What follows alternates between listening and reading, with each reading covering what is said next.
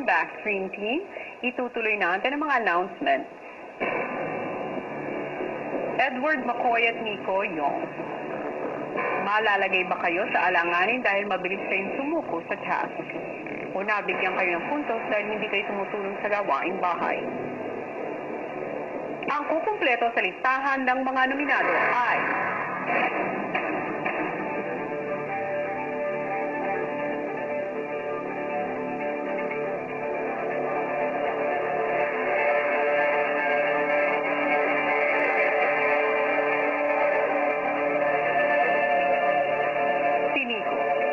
dahil ka-2-in-1 mo si McCoy, pareho ang magiging kapalaran ninyo at kayong dalawa ay mapapasama sa nominado.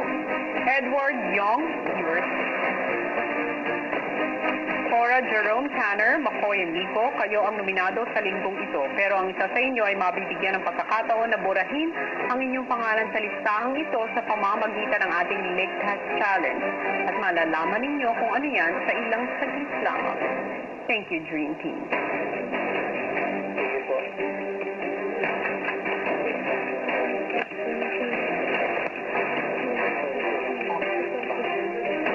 Bago ang Leg Test Challenge, ano-ano nga kaya ang dahilan sa pagbibigay puntos ng ating mga housemates? Narito, panoorin nating lahat. Binibigyan ko po ng 2 puntos po si Ate Cora, Kuya, dahil sa task po namin, hindi niya minsan ina-accept yung opinion po ng iba. 1 point po si Kuya Jerome, Kuya, dahil parati kong naririnig sa kanya at gusto niya nang lumabas sa bahay nga, Kuya, dahil isa na sa namimiss niya yung pamilya niya. 2 points to Ate Cora. Sometimes she lost her temper. There was a time when we were building the balloon dragon. I wasn't sure how to do something, and I asked her, and she was sort of frustrated. 1 point, Kuya Jerome. For him, these past week, I don't see the drive in him anymore. Like, he wants to leave. 2 points si Kuya Nico. Nung Dragon Balloon Challenge namin, siya po yung pinakaunang nagsuko nung naputok na po yung maraming balloons. 1 point si Kuya Jerome. Kasi out of all the housemates, Kuya, siya po yung hindi na masyado gustong magstay dito sa bahay niyo po. 2 points si Kuya Nico and Kuya Makoy. Sinasabihan po ako na hindi marunong magbilang. 1 point si Kuya Nong po. Kuya, sobra na din po sa kulit. Ayaw ko po ng ganun po. 2 points si Tanner. Kasama sa being a good leader, kailangan din minsan tumanggap ng suggestions or utos ng iba. Yun ang kulang sa kanya. 1 point si Yong, kasi siya lang ang natitirang housemate na nakasama ko last week na hindi nagtulong sa akin nung Human Clock Challenge.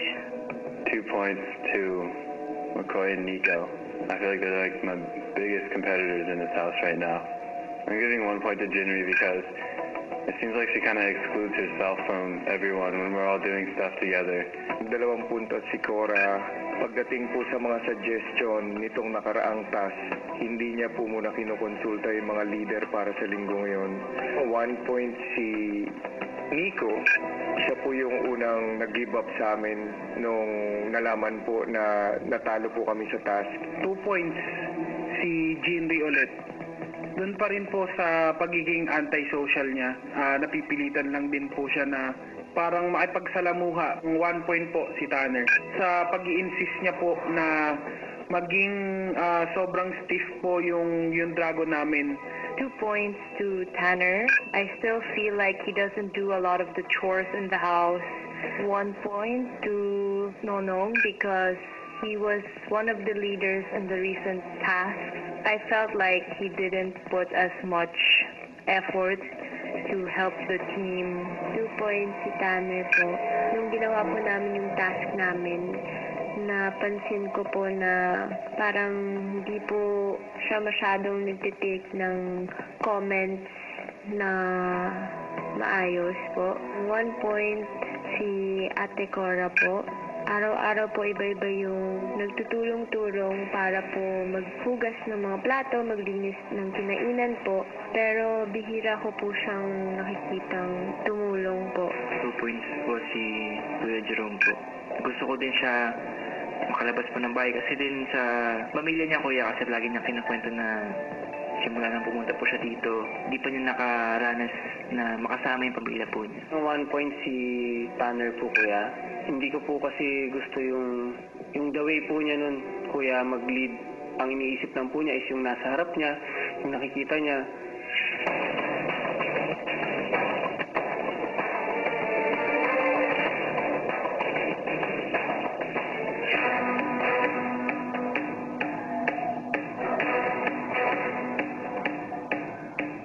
At narito po ang ating Ligtas Challenge na haharapin ng mga nominado. Ang bawat isa sa kanila ay may 10 lobo na nakapaskil sa nomination board. Bawat isang nominado ay may corresponding colors.